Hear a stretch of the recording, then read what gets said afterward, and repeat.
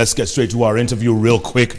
Kirinyaga County Governor Anne Waiguru is in the house. Governor, good to see you. Good to see you, Jeff. Thank you so much for coming over. Thank you for having me. So, let's get straight to the Ipsos poll released last week.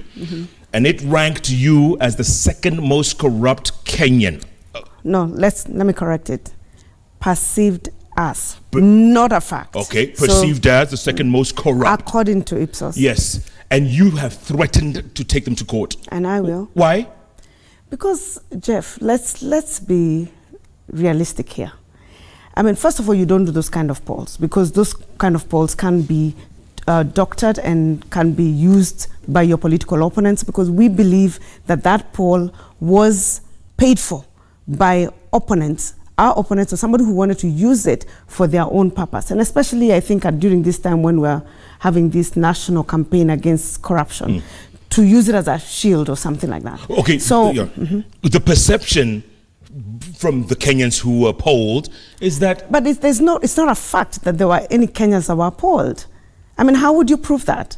You know, Jeff, any poll that you do, you can have the results that you want. And we all know that when politics, people used to poll every day, they'd say who they're the ones who are going to win, and they're not even the popular ones. So if you look at the way that they designed this poll, even the scientific methodology which they claim to have used, and they will have to defend that in court, it was a very leading poll. It was made with a certain intention. If you ask certain questions about people, the people who they will name, especially if you give a list of them, are the people who are more popular. So it is not scientifically proven. It is a perception. I think it was done in bad faith, and I think it was paid for by, in my case, political opponent. And I'll tell you why. I mean, there is no way you can measure corruption in terms of who is the most. There's no very much corrupt and very little corruption. Corruption is an issue of integrity. You're either corrupt or not corrupt. You either have integrity or you don't have integrity. And I want to say something about this poll. It also ranked me above the former President Moi, who ruled this country for 24 years. I mean, how ridiculous can it get? Everybody knows about what we think about the era, the Moi era. Are you saying that I stole more than Moi so that you can make me more corrupt? Or are you telling me I've stolen more than any other person that has ever been in government? How much? By what factor? Are you measuring it in terms of liters, cc's? What are you using? Okay, let me that's why I'm talking about the issue of perception. Sure, but let me ask you this. The person who was ranked #1, Deputy President William Ruto, just above you. And then literally less than 24 hours later, you appear together. You appear together. What was that about? I mean, the meeting was set before. I mean, you know very well that the office of the deputy president, you don't set meetings in one day. So I mean, he was in Kirinyaga. He was in Kirinyaga on Saturday, and that is when we had a conversation about our MCAs going to see the deputy president. And then on Thursday morning, we were scheduled to go. So whether the ranking came or not, we were scheduled to go. So it was a mere coincidence. But then the picture that came out the next day was you two walking together, smiling, literally. Okay, Jeff. We smile all the time, okay? It's not like we smile when there are polls or no polls, where when we have meetings, I meet you outside here, I will smile with you. If a snapshot is taken and it's put in the newspapers, it has nothing to do with me. You should be asking the media, why did you put that picture there? Maybe somebody is trying to drive a certain agenda. And let me go back to the issue of the poll, because I want to have this conversation. Most corrupt, second most corrupt. I would want you to tell me how you measure that. Is it measured by the amount of money I've stolen? Who has the facts about the money I've stolen? Why am I still here and not in a court of law if I've stolen a single cent from this government? I mean, we have a new DCI. We have a new DPP. You know very well I have written 5 letters now to EACC asking them to make public the findings of the Kafura affidavit. Why would I ask if I think that I am implicated? Why do you think I am asking? Why would I write the letter 5 times? And why would I make the 5th one public, Jeff? Okay, we'll get to that later in a little short while. Let me ask you real quick. And the perception by Kenyans is goes back to NYS1. Goes back to NYS1. There is no perception. Please make reference to Ipsos. This is not a Kenyan perception. Ipsos says they polled Kenyans. That's what they said. And I'm also saying something different. So it can be my view, or it can be... Okay, let me ask you this. Going back to NYS1. Yes. 26 people were arraigned in court. Yes. Former DG, former PS, all of them fell like dominoes. The only person who seemed left out for some reason was the CS, yourself. Okay. Jeff, I love that. I so love the way you've said it. In NYS 2, 20-something people, I think it was 40-something people have been arraigned in court. I didn't see Cecilia Kariuki there. She was a minister. Is this double standards or what? Why aren't you asking? In fact, in this second one, it's 10 billion shillings lost. But we're not talking about it. Nobody has asked why Cicely was not arraigned in court. But you're actually taking me back to NYS one and saying that I was not there. Why would I be there? Why aren't you asking about this time? Why aren't you asking, for example, in KPLC, why the Minister for Energy is not in it? Or, for example, in NLC and the Land Commission, why is the Minister of Land not in it?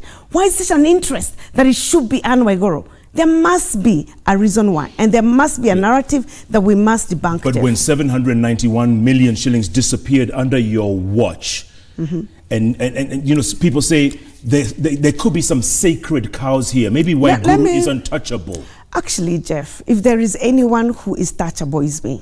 Because if I wasn't untouchable, I would be in government today as a CS. The other CSs who have lost more money than me, if you're going to give the responsibility to the CS, are still in office. So let's not talk about the issue of me being untouchable. 791, by the way, I don't know whether you know, Jeff, that over 750 million has already been recovered. Are you aware of that? Well, I saw a story in the papers, but you know. Yeah, but you don't want to cover that as media because it's not sensational, isn't it? It isn't. But Kenyans actually are aware of it. Let me also clarify something else. That in terms of taking people to court, it's not about perception. It's not what Jeff thinks. It is the facts on the table. You know very well that I took the initiative to take even Raila to court on defamation and other people, giving them the brilliant opportunity to bring the evidence that they have to court. And no one has done it. Why haven't they? And why is it that there is somebody who's so determined to keep throwing my name back there and trying to rank me? There must be a reason why. What is the reason? What do you think is the reason? I don't know. I mean, maybe you can tell me, you're the one in the media. I mean, let me go back to the issue of the 31% versus 33% and Moi being number 3. Yeah. And by the way, I'm sure you know that the current president was number 4. And Raila was also somewhere there. Yeah. So basically saying all of us are corrupt. Let me just put it in another way. Let's talk about the most corrupt, because the most corrupt should be in terms of what? In terms of how much? This is how apparently Kenyans perceive this. No, yes, in terms of what? Let's talk about value. Let's assume that I'm most corrupt and therefore have acquired a lot of money, isn't it? Yeah. From government, which I am now using.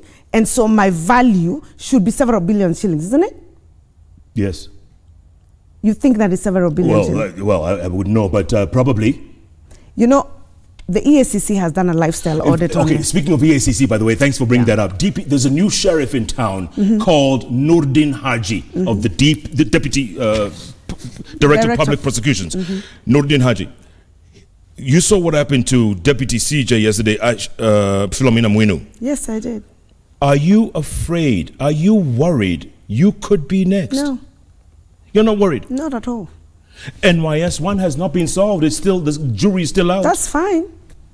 You know, Jeff, they don't take people to court because you look like, or somebody said, or the media said. You have to be implicated. This is about facts. I mean, there has to be a document that shows that you took money, or you wired it to your account, or something like that. They just don't do it because of a perception, because Ipsos has said, or somebody went and paid for a poll so that we can be ranked up there, so that someone can use me as a shield. You understand? Yeah. So I don't have sleepless nights, Jeff. You don't? No, I don't. They swept my house. I would like EACC to tell them what they found the day they came to my house. They've done a lifestyle audit on me for over a year. They can also make that public. And as I said, can they also make public the findings of the Kafura affidavit? Because I think many of you bank or lean on that story of Kafura. And I have said many times, if God gives me length of time, I will keep asking for that report until the necessary institutions, the institutions that are mandated to do that investigation, make it public. Why were you asking for the Kafura affidavit? Why? Because Kenyans have perceived you as corrupt? Because Kenyans have perceived you? Yeah, why would they perceive me as corrupt? Why do you think they perceive me as corrupt if anyone perceives me as corrupt? And let me say something else, Jeff. While you might think because you play this conversation in the media, you think that you fool Kenyans. You know, that's what we think, isn't it? I mean, we think that because we say it all the time, that Kenyans actually buy it. I want to tell you that I went and stood in Kirinyaga against all odds with that tag, and I got elected with an overwhelming majority. What does that say? Kenyans don't buy it. They can see through it. They can tell, even with the Ipsos survey. I mean, why is it that when I walk in the streets, small girls tell me you are my role model? I would like to take a picture. You think they do that because they think I'm corrupt? Of course not. But it's because they know that I have been a victim. They know that I have been framed. Why would Kafura have said that she acted on your behalf? She carried sacks of money literally from the bank on your behalf. Jeff, that is why I have said, I mean, she can say whatever it is. You also have, in your own life, people who have said stuff about you. True or false? True. Internationally, we read about it. Yeah. I wouldn't ask you, why did they say that? Why would I ask you? Because I don't know why they said it. I can tell you, Jeff, that Kafura was a pawn. Somebody used her. She was brought an affidavit to sign. The people who brought that affidavit are known. And at least in the list, the lawyer who commissioned it should be able to be held accountable. I have asked the EACC, produce the report and say... Whose pawn do you think she was? I mean, your guess is as good as mine. I know who it is myself. You do? But of course. You can tell us now. It's between you and me. Why would I? Why would I want to do that in a TV show? If I want to do it, and when the time is right, if they do not... So you know who the pawn... Of course I know. Puppeteer is? I know exactly who did it. Why would they do that? Why would they use you as the scapegoat then? The same reason, Jeff, by the way, I think, and this is my view, the same reason they would go to Ipsos and say I'm number 2. I mean, it's as ridiculous as it can be. The people you're being ranked with are multi-billionaires. You know multi-billionaires? I haven't even reached 300 million shillings in terms of worth. And you say most corrupt? I mean corrupt, but I mean for heaven's sake. And that's why I say you can say anything you want to say, Jeff. Anything. Kenyans out there are brilliant people. They are not fooled by media. They do not buy the lies. Some people may want to say one or two things, tweet or say something on social media because their political, whoever it is that they follow would lead them in that direction, but they're not fooled. I'm still really keen about this puppeteer. Is it a politician? I mean, Jeff, I will not answer whether it's a politician or not. We have given EACC 7 days. I mean, they have 7 days. We have a new, as you say, DPP in town. And we expect that the DPP will do the right thing. And if they don't in 7 days, will you expose these people? Will you expose that puppeteer, that person who was behind Kafura? You know, Jeff, we have institutions that are mandated to do this thing.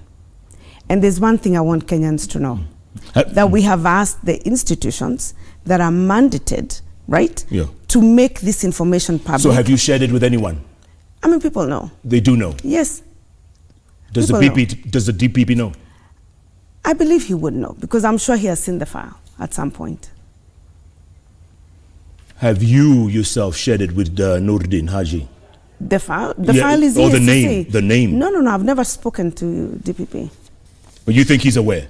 I think so. It is something in the public domain, and I think they are professional, and I think they do their work diligently. And you won't tell us who it is? And it's a subject that has been under investigation for a while. So I'm sure he has seen the file in front of him. One more question before I go back to the news, because there's some horrible news about an accident earlier on today, right? But real quick, who do you think is to blame for NYS? Who do you think? If you were to put the blame on someone, who would it be? I wouldn't put a blame on someone, Jeff. Because that's what happened to me in NYS1. And if you remember, they blamed me. I left. 3 years later, they had a scandal 10 times the scandal that happened when I was there. And I also want to remind you, Jeff, that during this NYS1, I am the one who whistle blew. I called the DCI. I have never been implicated in that NYS one. And there are 4 cases in court. I'm sure you don't know that because nobody actually wants to talk about it. There are 4 ongoing cases on NYS one in court. These other NYS 2 cases are in addition to that. But nobody wants to discuss that. You don't even want to discuss the fact that they have actually recovered the proceeds of crime from NYS one. The 791, they actually have. And if you wanted to actually report objectively, you would be able to say that. But nobody wants to say it because it is not interesting. And nobody wants, at least the people who were responsible for tainting my name, don't want my name cleared because, I don't know, maybe they find me... You think, did they find you a threat? Possibly. And for whatever reason, I just don't know. A threat to 2022? I don't know. I don't think so. I've never had, at least when I was in cabinet, I had no political ambitions for them to feel that, at least naively, I thought. Yeah. But it's possible that that happens. Do you mind staying there for a few minutes? I do the news, come back? Do I have a choice? We'll see you in a minute. We're going to continue the conversation right away. Thank you.